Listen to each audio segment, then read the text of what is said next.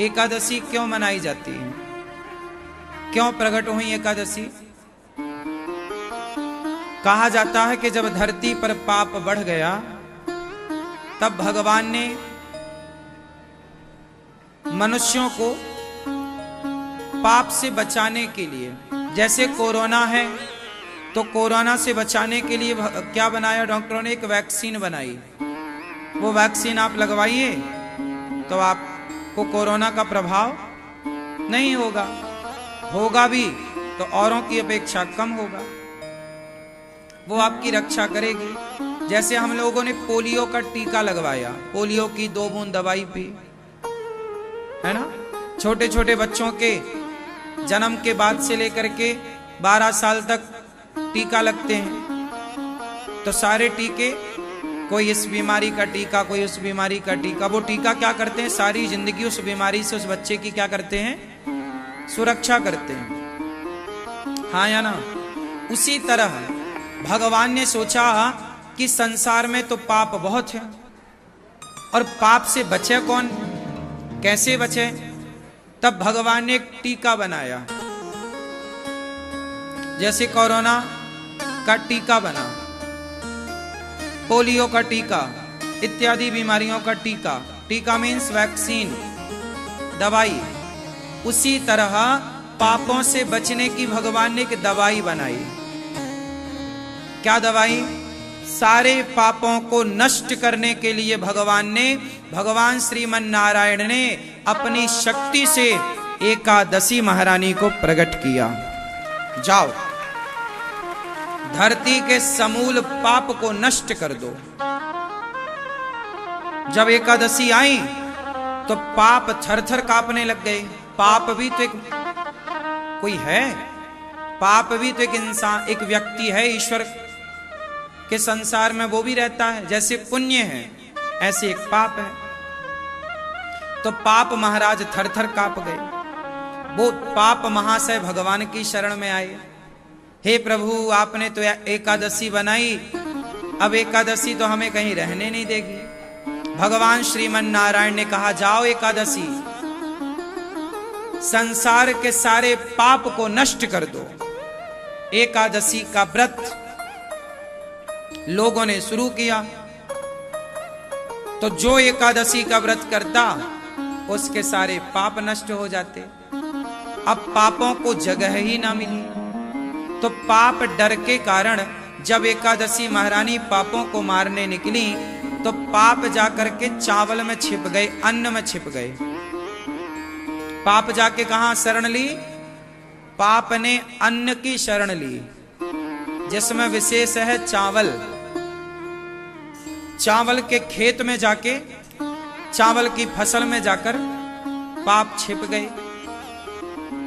तब एकादशी जी ने कहा कि चावल, आपने पाप को अन्न, आपने पाप को जगह दी, जाओ हम तुम्हें श्राप देते हैं कि आज से एकादशी के दिन पापों का वास अन्न में ही रहेगा।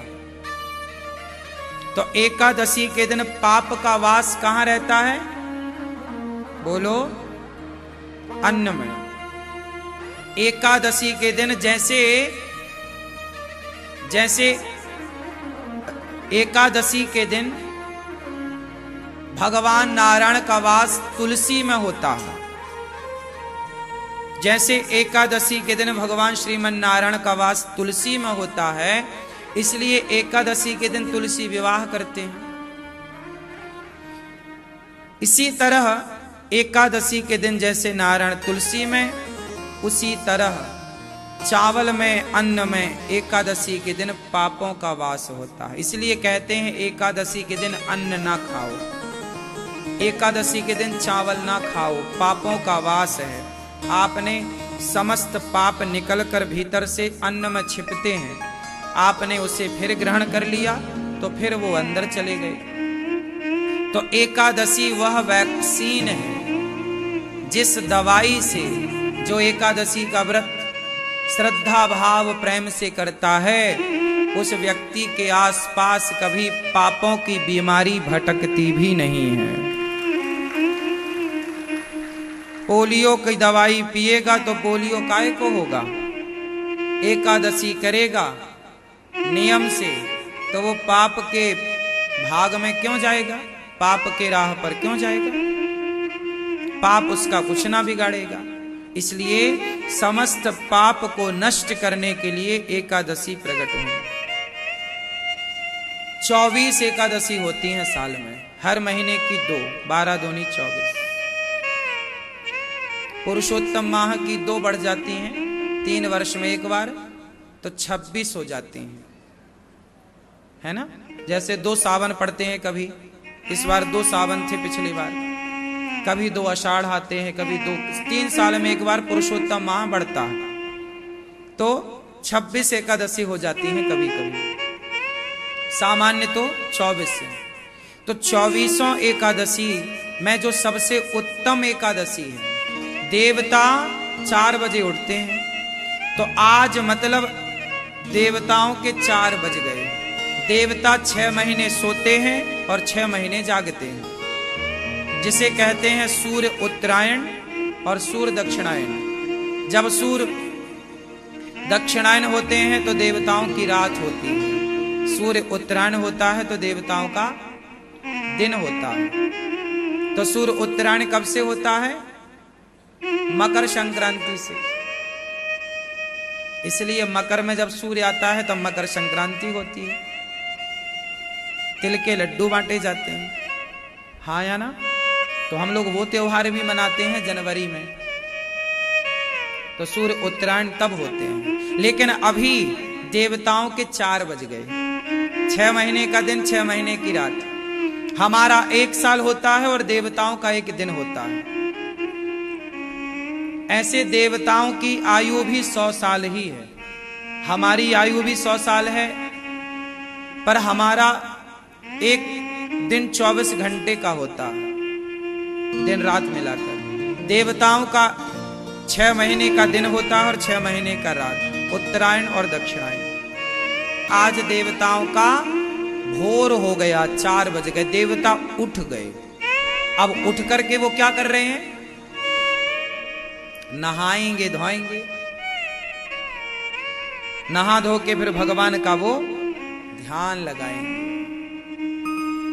आज जैसे एकादशी है, फिर द्वादशी आएगी, त्रयोदशी आएगी, क्योंकि पूर्णिमा, कार्तिक पूर्णिमा को, कार्तिक अमावस्या को हम लोग दीपावली मनाते हैं, हाँ या ना। और कार्तिक पूर्णिमा को देव दीपावली, देवता एकादशी को जागे तो जाग कर नहा धो करके वो दीप प्रज्वलित करते हैं, और वो दीप जला करके तीनों लोकों में दीप, जैसे आप दीपावली में कहाँ दीपक जलाते हैं, घर के अंदर, घर के बाहर, है ना, अड़ोसियों पड़ोसियों के घर में भी, आपके और कहीं जगह है, घर है, वहां भी आप जाके दीप जलाते हैं। तो देवताओं का वास मृत्यु लोक में, पृथ्वी पर भी है, स्वर्ग में भी है, और उनका जाना आना बैकुंठ में भी है। तो देवता जाग कर नहा धोकर भगवान का ध्यान करके, फिर सभी देवता मिलजुल करके भोर में सवेरे सवेरे वो दीप जला करके दीपावली मनाते हैं। वो दीपावली मनाते हैं, क्योंकि जब हमारी दीपावली थी तब उनके 3:45 बज रहे थे, 3:45, क्यों। फिर आई एकादशी तो सवेरा हुआ, जागे, अब वो दीपावली मनाएंगे। तो आपको भी आज एकादशी में 11 दीपक जलाने चाहिए अपने घर पर। आज 11 दीपक जलाए जाते हैं, और पूर्णिमा को हम सबको पूरे दीपक जलाने चाहिए। पूरे दीपक कितने, महीने के 30 आप जलाओ। वो तो देवताओं की दिवाली है, तो देवताओं के संग हम भी मनाएं, तो बुराई क्या है। कुछ दीपक जला लो, 5, 10, 11 जलाओ और उत्सव मनाओ। तो ये कार्तिक माह, मैंने आपको एक दिन पहले बताया, कुछ दिन पहले बताया, कि कोई आपसे सवाल करे कि सनातन धर्म में वो कौन सा महीना है जिस माह में सबसे ज्यादा त्योहार होते हैं।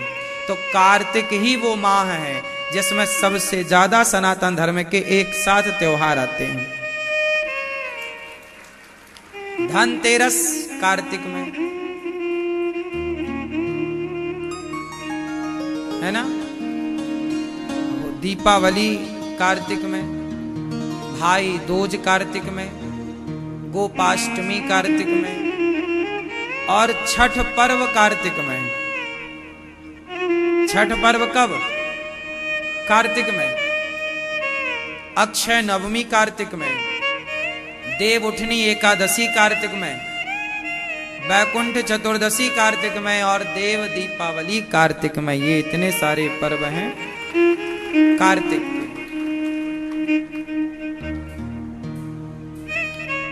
और किसी महीने में इतने सारे पर्व नहीं होते।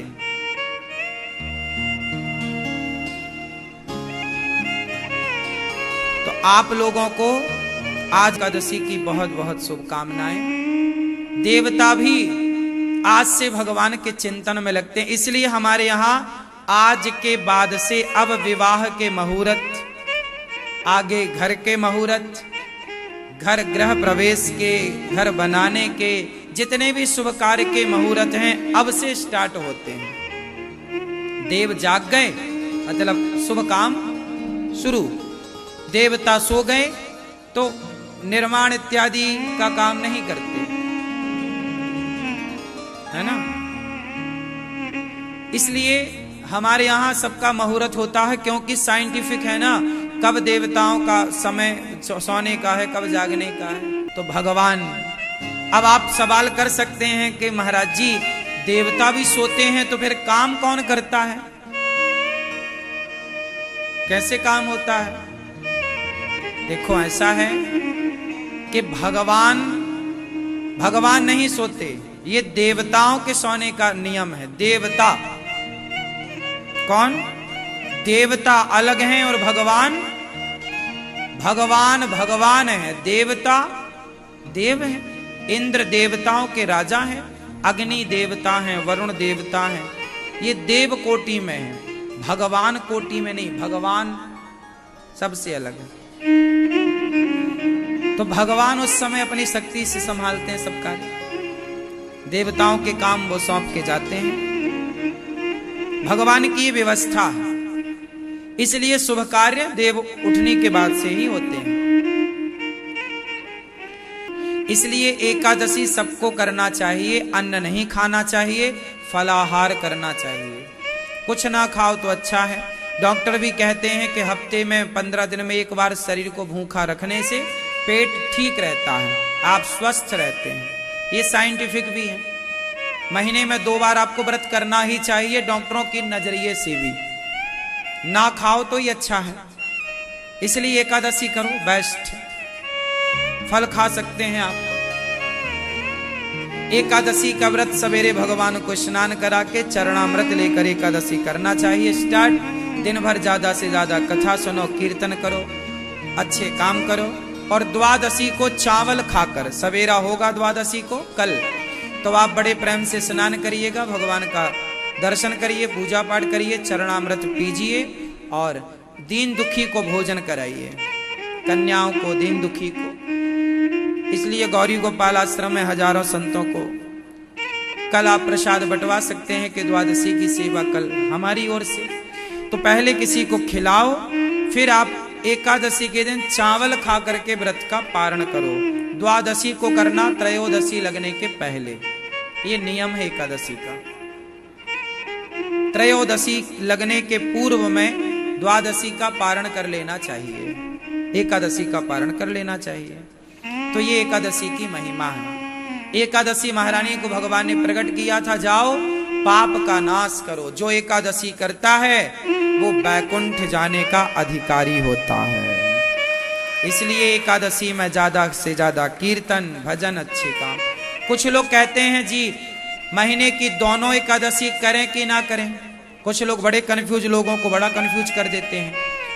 सारी एकादशी करनी चाहिए, और एकादशी का उद्यापन आपका मन है तो करो, पर मेरी नजरिए से देखो, मैं कहता हूं अच्छे कामों का उद्यापन नहीं करना चाहिए। उद्यापन करना ही है तो झूठ का उद्यापन कर दो, क्रोध का उद्यापन करो, अभिमान का उद्यापन करो, अपने भीतर की बुराइयों का उद्यापन, उद्यापन मीन्स छोड़ना, छोड़ना ही है तो बुराइयों को छोड़िए, बुराई का उद्यापन करिए। अच्छाई का, एकादशी का उद्यापन, तो एकादशी करते करते जीवन पूरा हो, एकादशी करते करते जीवन पूरा हो। क्यों छोड़े, अच्छे काम क्यों छोड़ना है? उद्यापन करो झूठ का। चलो जी आज झूठ का उद्यापन करते हैं, बुलाओ कन्याओं को, बुलाओ ब्राह्मणों को, बुलाओ समाज को, सबको भोजन कराओ। लोग पूछें भैया आज काहे भोजन करा रहे हो? भैया आज से हम झूठ छोड़ेंगे, आज से झूठ का हम उद्यापन कर रहे हैं, खाओ पियो आज से। अब झूठ का उद्यापन कोई नहीं करता, छल कपट का उद्यापन कोई नहीं करता, बस ले देख के एकादशी का महाराज जी उद्यापन करना। अच्छे काम क्यों छोड़ने? एकादशी तो अच्छी है, आपको पाप से बचा रही है। आपको भी एकादशी के दिन ठूसना तो रोटी ही है। क्यों खाना है रोटी, क्यों खाना है अन्न? एक दिन शरीर को अन्न के बिना फल पे रखो। शरीर है ना, अदल बदल के खाना चाहिए, कभी अन्न खाओ कभी फल खाओ, कभी अन्न खाओ कभी फल खाओ। इससे क्या होगा, शरीर को जो पोषक तत्व चाहिए वो मिलते रहेंगे। अब आप एक रोटी चावल ही खाओ, इसलिए तो आप बीमार हो। अदल बदल के नहीं खाते, खाना पीना भी अदल बदल के खाना चाहिए, एक सी दालें नहीं, एक सा भोजन नहीं करना चाहिए। इसलिए भगवान ने केले का गुण अलग बनाया, एप्पल का गुण अलग बनाया, सेब का फलाना पपीता का गुण अलग बनाया, कीवी का गुण अलग बनाया, अंगूर का गुण अलग बनाया, रोटी का अलग है, दालों का अलग है, चावल का अलग है, बादाम, ताकि हर पोषक तत्व एक में नहीं हो सकता था।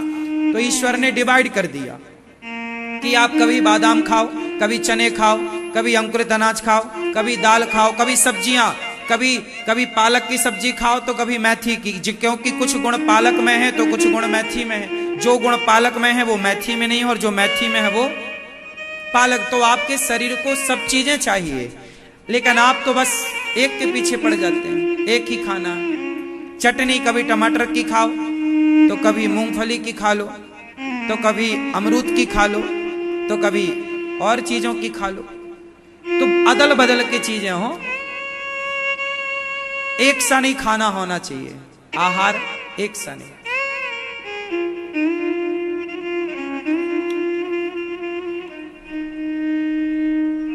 एक सा खाने वाला जल्दी बीमार पड़ता है।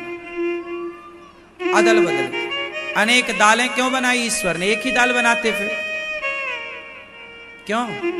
अनेक प्रकार के खाद्य पदार्थ क्यों बनाए विधाता ने? एक से ही बनाते। कभी नारियल की चटनी खाओ, कभी नारियल खाओ, नहीं नारियल खाओ, कच्चा नारियल, पका हुआ नारियल खाओ।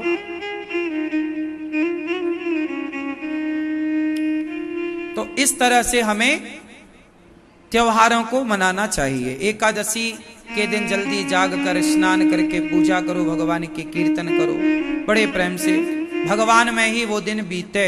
उस एकादशी के दिन पूरा दिन भगवान के नाम